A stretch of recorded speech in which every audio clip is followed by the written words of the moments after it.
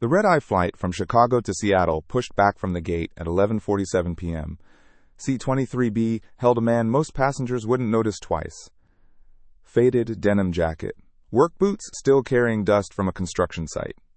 A small girl asleep against his shoulder, her hand clutching a worn stuffed rabbit. The man's name was Mitch Walker, 41 years old, a framing carpenter who built houses for people who would never know his name. Beside him sat his daughter Lily, 7 years old, dreaming whatever dreams 7-year-olds dream. Her hair was the color of autumn leaves, just like her mother's had been. In the overhead bin above his seat, Mitch had stowed a single battered backpack. Duct tape held one strap together. A faded American flag patch was sewn onto the front pocket, threads coming loose at the edges. Inside were 2 changes of clothes for Lily, one for himself, and a photograph of his late wife that he carried everywhere. 3 rows ahead in first class, a woman in a tailored blazer tapped furiously on her laptop. Her name was Catherine Lewis, CEO of a tech company worth more than some small countries. She hadn't slept in 36 hours. She hadn't smiled in longer. Her fingernails were perfectly manicured. Her watch cost more than most cars. But her eyes were hollow, the kind of hollow that comes from years of chasing things that can never fill you up. A flight attendant approached row 23, her smile practiced, her eyes tired from working a double shift. "Sir, we're about to take off. You'll need to stow that bag." Mitch looked up and nodded. He adjusted the small bag at his feet, tucking it further under the seat. "Thank you," he said quietly. His voice was soft, polite, the voice of a man who had learned that kindness cost nothing and meant everything. She moved on without another word, already focused on the next task, the next passenger, the next small problem to solve in a night full of them. The plane taxied toward the runway, engines humming that low vibration that either puts people to sleep or keeps them awake all night. Mitch was the latter kind. He hadn't slept well in years. Not since his wife Sarah passed. Not since it became just him and Lily against the world. Cancer had taken Sarah in 8 months. 8 months from diagnosis to funeral. 8 months of watching the woman he loved fade away while he held her hand and pretended to be strong for their daughter. She had made him promise 2 things before she died. Take care of Lily, and don't forget to live. He had kept the first promise with everything he had. The second one was harder. Living felt like a luxury he couldn't afford. He worked 60-hour weeks, sometimes 70. His hands were calloused from years of gripping hammers and sawing lumber. His back ached every morning when he rolled out of the second-hand mattress in their small apartment. But Lily had clothes that fit, shoes without holes, a roof that didn't leak, food on the table and heat in the winter. That was enough. That had to be enough. The plane lifted off, Chicago's lights falling away beneath them. Mitch watched through the window as the city shrank until it was just a glow on the horizon. Then nothing but darkness and stars stretching endlessly in every direction. They were flying to Seattle for his sister's wedding. His only family, besides Lily. He had scraped together enough for the cheapest tickets available. Red-eye flights with a layover. Economy seats in the back of the plane. It wasn't glamorous, but it would get them there.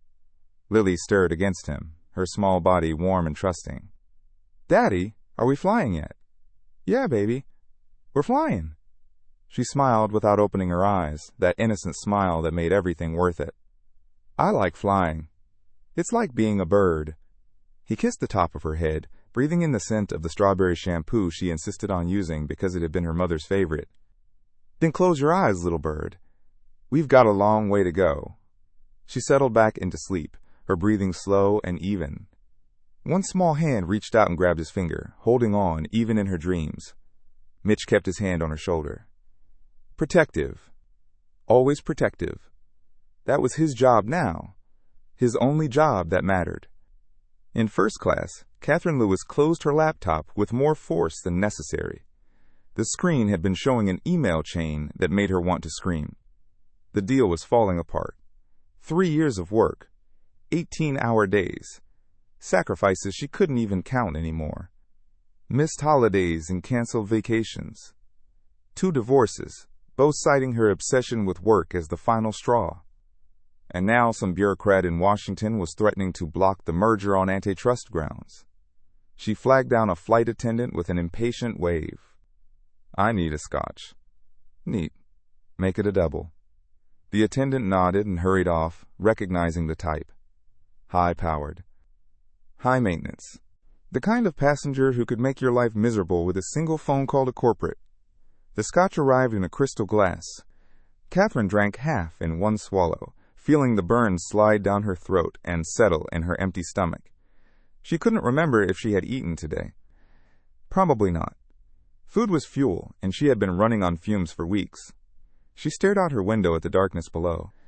Somewhere down there, millions of people were living their ordinary lives, going to sleep in ordinary beds, worrying about ordinary problems. She had spent her entire life trying to escape ordinary, and she had succeeded. She had built her company from nothing. A studio apartment and a laptop, and a dream that wouldn't let her rest. Now she employed 4,000 people. Now she sat in first class and ordered scotch like it was water. Now she had more money than she could spend in 10 lifetimes. But none of it felt like winning anymore. It felt like drowning in slow motion, surrounded by people who wanted something from her, with no one who actually wanted her.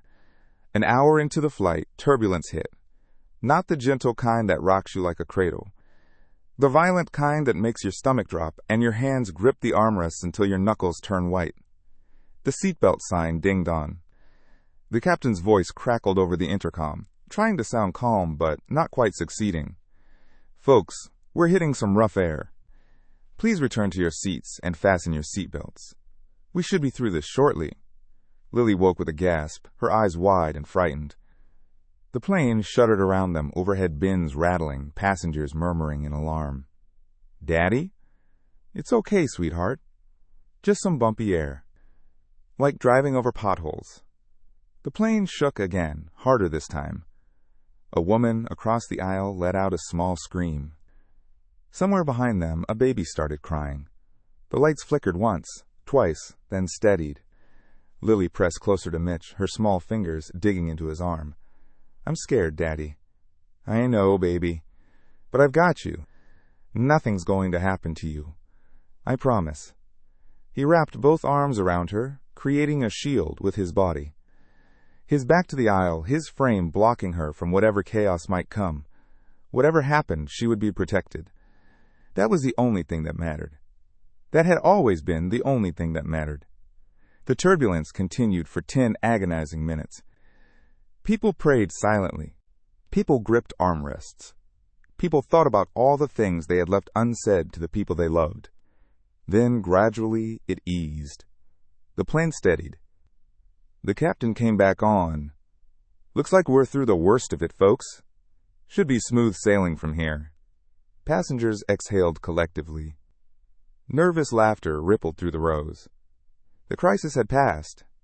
Except it hadn't, because what happened next would change everything. Lily tugged on Mitch's sleeve, her voice small and urgent. "Daddy, I need to go to the bathroom. Can you hold it, sweetheart?" She shook her head, doing the little dance that meant she really couldn't wait. The turbulence had scared her, and scared children often needed bathrooms urgently. "Okay, baby. Let's go." Mitch unbuckled her seatbelt and then his own. He took her hand and walked her up the aisle toward the lavatory. The rear lavatory had an out-of-order sign. The line for the middle lavatory stretched 10 people deep, passengers who had been waiting through the turbulence. Lily squeezed his hand tighter. "Daddy, I really have to go." "I know, sweetheart. Just hold on." A flight attendant noticed their predicament and approached. She was young, maybe mid-20s, with tired eyes and a professional smile. "Sir, the forward lavatory is technically for first-class passengers only." She glanced at Lily, saw the desperation on the little girl's face. "But just this once, go ahead. She looks like she's about to burst." "Thank you," Mitch said, genuine gratitude in his voice. "I really appreciate it." She nodded and moved on to deal with the next problem. Mitch guided Lily through the curtain separating economy from first class. The difference was immediate and stark. Wider seats, more legroom, crystal glasses instead of plastic cups. Passengers who looked like they had stepped out of magazine advertisements. They had to pass Catherine Lewis to get to the lavatory. She was on her phone now, speaking in sharp, clipped tones despite the rule about electronic devices during flight. Rules, apparently, were for other people. "I don't care what he said. You tell him the terms are non-negotiable. If he can't handle that, we walk away and find someone who can. I didn't build this company by backing down." Lily, nervous and still shaky from the turbulence, stumbled slightly as the plane hit a small bump. Nothing major, just enough to throw off her balance. Her hand reached out instinctively to steady herself and brushed against Catherine's arm. The phone slipped from Catherine's grip and clattered to the floor. The screen cracked on impact, a spiderweb of lines spreading across the glass. For a moment, everything stopped. The cabin seemed to hold its breath. Catherine looked down at the phone, at the cracked screen, at 3 years of contacts and emails and critical information potentially compromised. Then she looked up at Lily. The little girl's face was white with fear. She knew she had done something wrong. She just didn't understand what or why. "I'm sorry," Lily whispered, her voice barely audible. "I didn't mean to. I'm really sorry." Catherine's eyes were bloodshot from exhaustion and scotch. Her nerves were frayed to the breaking point. 3 years of work hanging by a thread. And now this child, this nobody's child from economy class, had interrupted her critical call and destroyed her phone. "Watch where you're going," Catherine snapped, her voice cutting through the cabin. "What are you even doing up here? This section isn't for people like you." Several first-class passengers looked up from their drinks and devices, curious about the commotion. A businessman in an expensive suit smirked, enjoying the show. Mitch stepped forward immediately, positioning himself between his daughter and this woman's fury. She said she was sorry. It was an accident. She's 7 years old. Catherine stood up, all 5'9" of her, in designer heels. Her blazer cost more than Mitch made in a month. Her perfume cost more than his groceries for a week. An accident? She held up the cracked phone. "Do you have any idea how important that call was? Do you have any idea what your clumsy daughter just cost me?" "Daddy," Lily whimpered, tears forming in her eyes. She pressed against his leg, trying to disappear. Mitch's jaw tightened. Every instinct told him to fight back, to defend his daughter with the ferocity he had once defended his brothers in combat. But those days were behind him. He was a carpenter now, a single father, a man who couldn't afford to make enemies. His voice stayed calm, but there was steel underneath. "She's 7 years old. She stumbled because of turbulence. There's no need to speak to her that way." "No need?" Catherine laughed, but there was no humor in it. Just exhaustion and cruelty looking for a target. "Let me tell you something. I've worked 18-hour days for 3 years to close this deal. 3 years of my life. And your daughter just potentially derailed the most important phone call of my career. So don't tell me about need." Passengers were watching now. Heads turned. Whispers started. Some looked uncomfortable. Others looked entertained. A few pulled out phones to record. Mitch guided Lily behind him, shielding her from Catherine's fury. "We'll get out of your way. Come on, baby." But Catherine wasn't finished. The scotch and the stress had stripped away whatever filter she normally had. "You shouldn't even be up here," she continued. "This is first class. Do you understand what that means? It means you pay for privacy. You pay to not be bothered by people who can't control their children. It means you don't belong here. Your daughter doesn't belong here. Go back to your section where you won't bother people who actually matter." The words hung in the air like poison. People who actually matter. Lily was crying now, silent tears streaming down her cheeks. She didn't understand what she had done wrong. All she knew was that she was scared and embarrassed, and her daddy's face had gone very still in a way she had never seen before. Something shifted in Mitch's eyes. Something that had been sleeping for a very long time began to wake up. For 3 years, he had swallowed his pride. Taken every insult, every condescending look, every reminder that he was just a carpenter, just a single dad, just a nobody in worn boots. He had taken it all because fighting back wouldn't put food on the table, wouldn't keep Lily safe. But this was different. This was about his daughter, his reason for living. his whole world standing behind him crying because a stranger had decided she wasn't worthy. "My daughter," Mitch said slowly, his voice low and controlled but carrying through the silent cabin, "has more kindness in her little finger than you have in your entire body. She apologized to you. A 7-year-old showed you more grace than you've shown anyone on this flight." He took a step forward. "Not aggressive, just present. And you want to talk about who belongs where? Lady, I've built houses with my own hands. Houses that will shelter families for generations. I've worked in rain and snow and 100-degree heat. I've gone without meals so my daughter could eat. I've held her through nightmares and taught her to tie her shoes and read her stories until she fell asleep." His voice grew stronger. "That's what I do. That's who I am. And I don't need your approval or your permission to walk through a curtain on an airplane. My daughter has more worth in her tears than your bank account will ever buy you." Catherine's face flushed red. No one spoke to her like this. No one had dared in years. She stepped closer. "Do you have any idea who I am? I could have you thrown off this plane. I could make one phone call and ensure you never fly again. I could destroy you without breaking a sweat." Mitch didn't flinch. "And I could build a house that would stand for 100 years. Seems like we're both good at different things." The tension was thick enough to choke on.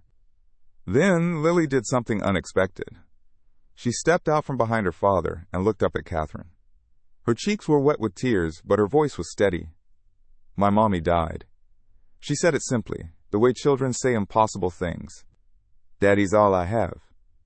And he's the best daddy in the whole world. He works really hard so I can have nice things. He reads me stories every night, even when he's tired. He makes funny voices for all the characters." The cabin was silent. Every passenger listening. "He builds things to help people," Lily continued. "He built a treehouse for our neighbors' kids because their daddy left and they were sad. He didn't even charge them money. He just wanted them to smile." She looked at Catherine with those big, innocent eyes. "What do you build?" The question hung in the air. Simple. Innocent. Devastating. Catherine opened her mouth, but nothing came out. For the first time in years, she had no words. A man in business class stood up. Older, gray hair, military bearing. "That's enough." He looked at Catherine with undisguised contempt. "Ma'am, I don't care who you are or how much money you have. That man and his daughter don't deserve to be treated like that. No one does." Other passengers murmured agreement. The dynamic in the cabin had shifted completely. Catherine was no longer the powerful CEO. She was the villain. The flight attendant stepped forward. "Ma'am, sir, I'm going to have to ask everyone to return to their seats." Mitch nodded and took Lily's hand. "Come on, baby. Let's go back." She used the lavatory first. Then they walked through the curtain to economy class. Lily curled up against her father's side. "Daddy, why was that lady so mean?" "Some people forget what's important, sweetheart. They get so busy chasing things that don't matter that they lose sight of what does. Will she always be mean? I don't know, baby. That's her choice. But it doesn't have anything to do with us. We just have to be who we are. I'm glad you're my daddy." Mitch's throat tightened. "I'm glad you're my Lily. More glad than you'll ever know." She closed her eyes. Within minutes, she was asleep. Mitch had no idea everything was about to change. In the cockpit, Captain David Chin monitored the instruments. Standard red-eye flight. The turbulence was behind them. Then the radio crackled with something that made his blood run cold. "Flight 447, this is NORAD. We are tracking your aircraft and requesting immediate response." Chen and his co-pilot exchanged glances. NORAD didn't contact commercial flights unless something was very wrong. "Flight 447, we copy NORAD. What is the nature of this communication? We are tracking a passenger on your manifest. Do not deviate from your flight path. We require confirmation of passenger identity and status." Chin's hands tightened on the controls. "Can you specify which passenger?" A different voice came on. Deeper. More authoritative. "This is General Marcus Webb, United States Air Force. I need you to confirm that passenger Mitchell James Walker, seat 23B, is on your aircraft and is unharmed. The co-pilot pulled up the manifest. His face went pale.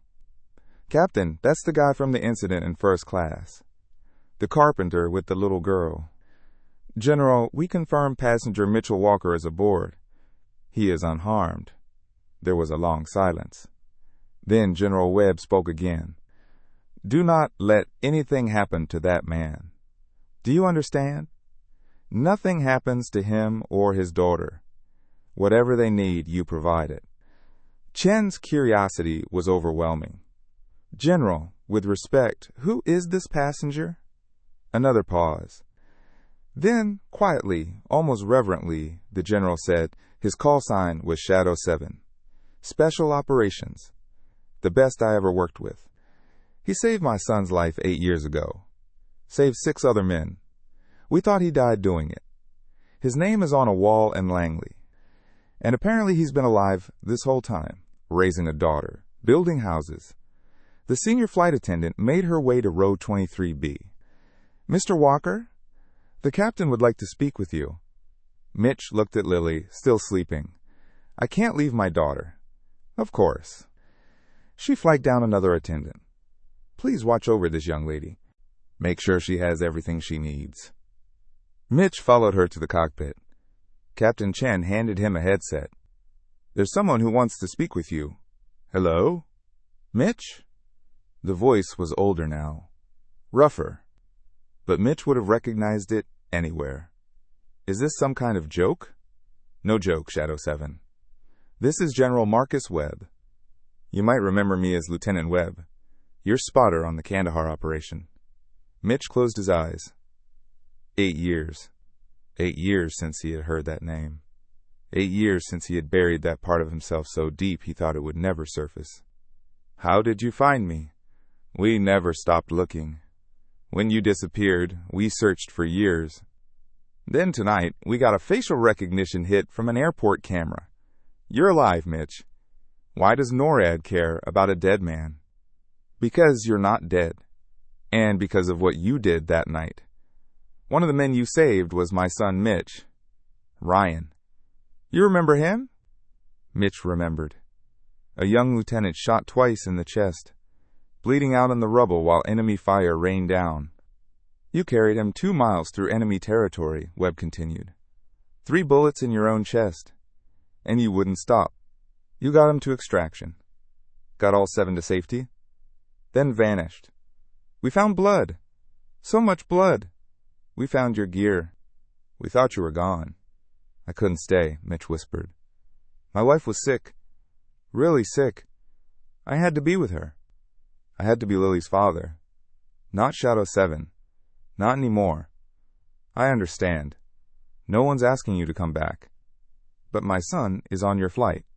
Colonel Ryan Webb now. Seat 4A. He's been looking for you for 8 years. Mitch pulled off the headset, stepped out of the cockpit. And there, in seat 4A, a man was standing up. Tall. Military bearing. A scar running down the left side of his face. A scar Mitch remembered giving field stitches for in a bombed-out building. Colonel Ryan Webb looked at Mitch. Shadow 7? It's really you? That name died a long time ago. No. Ryan's voice cracked. That name saved my life. Saved 6 other men. That name is the reason I'm standing here. The reason I got to see my kids grow up. He stopped directly in front of Mitch. You carried me through hell. I was dying. And you wouldn't leave me. I remember, Mitch whispered. I remember all of it. I've been looking for you for 8 years. Ryan's voice broke. 8 years to say 2 words. He straightened to attention, snapped a perfect military salute. Thank you. The entire first-class cabin was watching. Catherine Lewis watched from her seat. Mitch returned the salute, then pulled Ryan into a hug.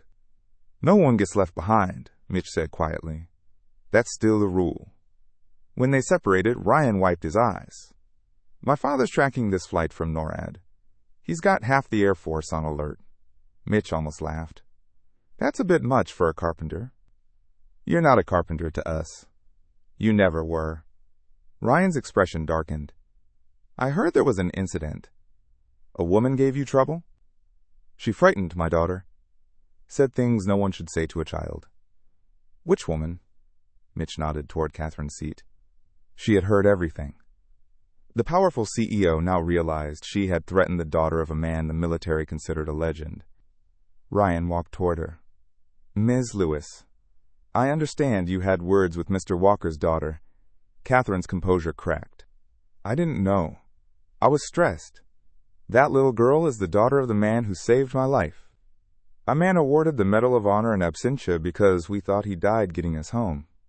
What did you say to that child? Catherine's voice was small. I told her she didn't belong, that her father didn't matter, that I could destroy them both. Ryan straightened. You can tell everything about a person by how they treat people they think are beneath them. That little girl asked what you build. I've seen what you build. You build nothing. You tear down. You threaten children. You should be ashamed. He turned away. Catherine sat in devastated silence, but something had shifted in her expression. The anger was gone. In its place was something like pain. Like recognition. Mitch touched Ryan's arm. She made a mistake. People make mistakes. Give her a minute. She's still figuring things out. As Mitch passed Catherine's row, he stopped. She looked up with red-rimmed eyes. I'm sorry, she whispered. I was horrible. Your daughter didn't deserve that. Mitch studied her. We all get lost sometimes. The important thing is finding your way back. The captain's voice came over the intercom. Ladies and gentlemen, I have an unusual announcement. We have a genuine American hero aboard tonight. His name is Mitch Walker. He was awarded the Medal of Honor for actions that saved 7 soldiers in Afghanistan. The cabin erupted in murmurs. Heads turned toward row 23B. Lily was tugging on Mitch's sleeve. Daddy, what's the Medal of Honor? An award for soldiers who did something brave. You did something brave? Every day. Every day I try to be brave enough to be your dad. That's the hardest mission there is. Someone started clapping. Then someone else. Within seconds, the entire plane was applauding. People stood. An elderly veteran near the front saluted. Mitch returned it. My grandson just deployed, the veteran said. Knowing there are men like you helps. I hope he comes home, Mitch said. Because of men like you, more of them do. Catherine pulled out her phone. Dialed a number she hadn't called in 3 years. Hello? Her sister's voice, sleepy and suspicious. Claire, it's Catherine. I know I don't deserve it. I know I've been awful. But I'm watching a man get thanked for saving lives. And I realized I've never saved anyone. I've only hurt people, including you, especially you. I'm sorry. I want to do better. Silence. Then, quietly, a sniffle. It's not too late, Claire whispered. It's never too late. The plane landed. The gate area was filled with people, men and women holding signs. Welcome home, Shadow 7. Thank you for bringing our daddies home. Ryan stepped beside Mitch. These are the families of the men you saved. They've been waiting all night. A woman stepped forward, tears streaming. Mr. Walker, you don't know me, but you know my husband. Sergeant David Morrison. You carried him out when the building was collapsing. He came home because of you. We have 3 grandchildren because of you. She pulled Mitch into a hug. Thank you. Thank you. One by one they came. Families of the men he had saved. Children who existed because their fathers came home. A little boy approached holding a drawing. A soldier with a cape. The word hero. My daddy says you're the reason I have a daddy. Mitch knelt down. What's your name? Tommy. Tommy Morrison. Mitch's breath caught. David Morrison's son. Tommy, your daddy is one of the bravest men I ever knew. He says the same thing about you. Mitch stood and faced the crowd. I don't know what to say. I just did what anyone would have done. But words came. I joined the military to serve something bigger than myself. I did things I'm proud of. But I also saw things that broke me. Then I met my wife. She showed me another kind of service. Being there. Showing up. Day after day. When she got sick, I had to choose. Stay overseas or come home for her. For our daughter. I chose them. I'll always choose them. You want to thank me for what I did over there. But every time one of those men hugged his kids, every time they got to grow old with the people they love, that's my thank you. That's all I ever needed. Lily looked up at him. Daddy? I already knew you were a hero. Didn't need these people to tell me. Mitch knelt and pulled her close. And I already knew you were the best thing that ever happened to me. Catherine watched from a distance. She thought about her empty apartment.